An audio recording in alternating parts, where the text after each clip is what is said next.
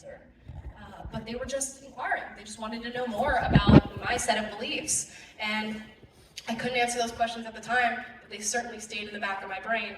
And eventually, when I was in a position to really reevaluate where I stood on certain things and to challenge myself, those questions were all swirling around there. So you don't have to think, I've gotten through to this person in this moment. Drop the questions, which are very open, warm things to do anyways. Nobody's offended by a question most of the time. Although, with Matt Walsh's documentary, What is a Woman, he might have changed that. But typically nobody's offended by a question. So ask the questions, and if it doesn't go your way in that moment, welcome to the club, because that's what normally happens. And hopefully they'll revisit it later. What type of questions would be good, effective questions to ask? Well, yeah, it depends on any topic that you're going to be talking about. It's going to be super specific to the conversation that's being had, but starting off with why do you believe the things that you believe, or why do you believe what you've just said, and what evidence of that are you seeing in the real world? If it happened this way, would that change your mind? A really good way to identify somebody who's an ideologue, which means they are just wholly subscripted to their ideology and there is nothing that is going to get through to them, is saying, what would have to happen for you to stop believing what you just said? And if they say, nothing could happen, I'm going to believe that, oop, okay, good. You know the person that you're dealing with, and you know that they're not in a position to change their mind on that specific issue, at least not at that time. So just probing questions of, I'm a person who's simply trying to understand you right now. That's all that anybody wants, is to be understood, or at least have people try. Thank you so much.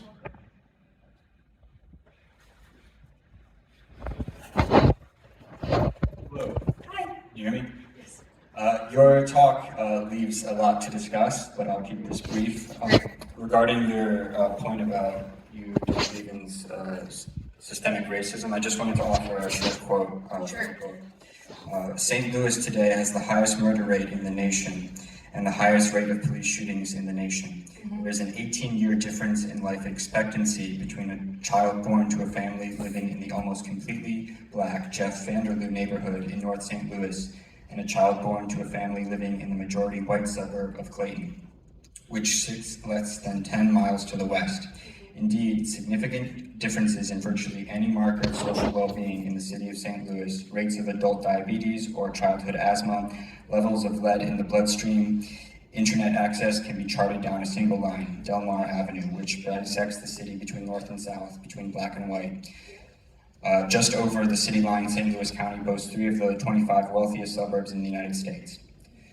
So I guess my question is, if you don't believe in systematic racism, how do you account for this? I mean, what is the sort of conservative response to what I perceive as a pretty salient example of inequality? Thank you. Sure, yeah. So I think you can talk about things like, okay, so a lot of people say there's remnants of Jim Crow that are still affecting black people to this day. Still super sympathetic to that argument, and I think that's undeniable. If you hold back people in a generational sense, the more children they have, those children are going to be held back generationally.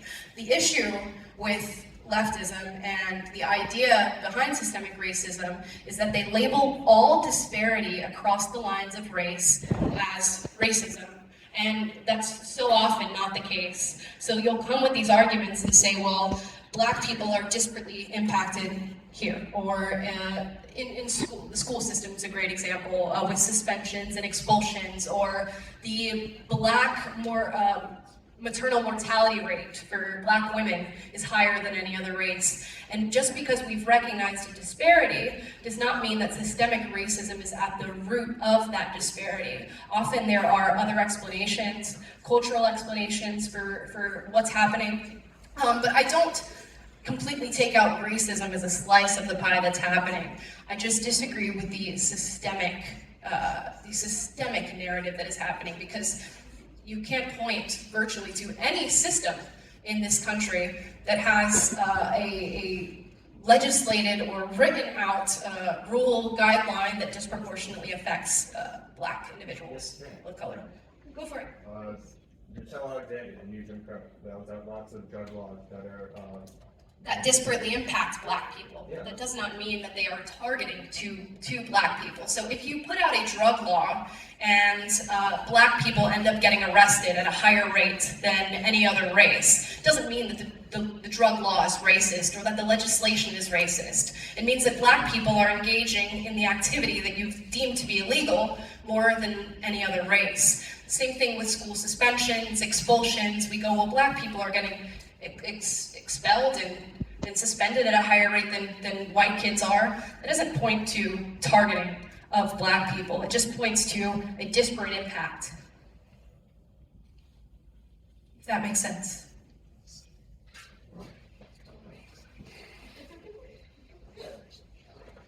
On a similar note, well, there's a book I'd really highly recommend that's called The Great Society by Amity Shales.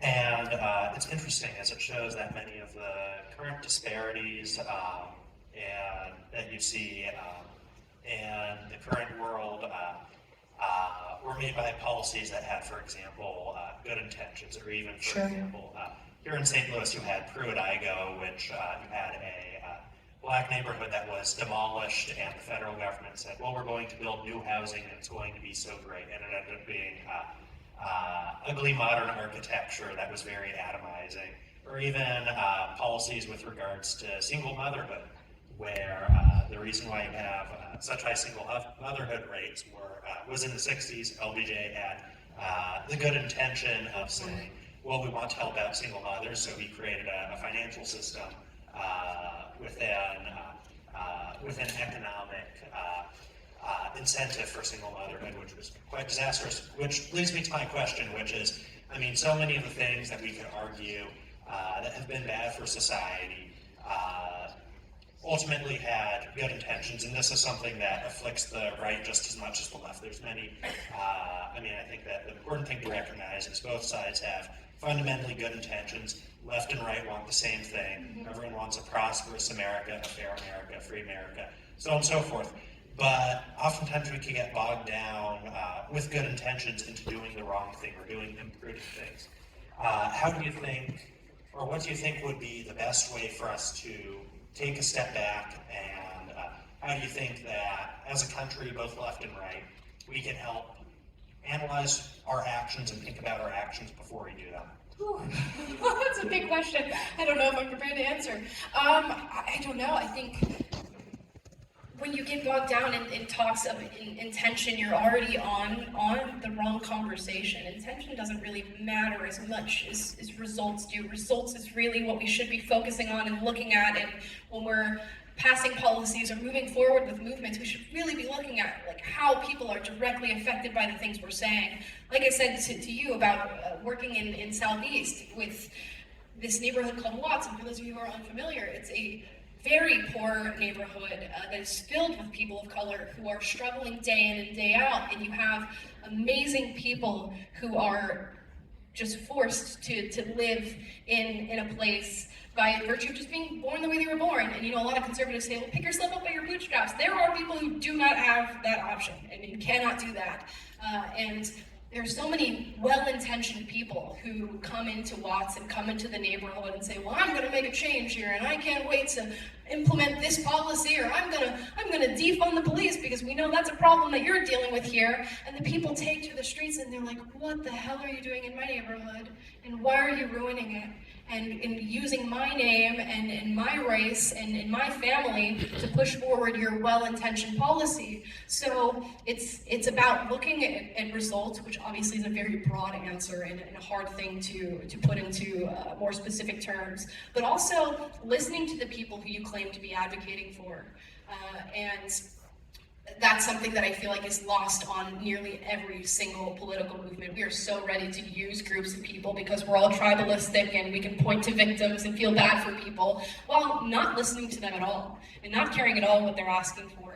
So I think that's something that we could do, but I wish I had a better answer for you as to how we bridge the divide and start working on results.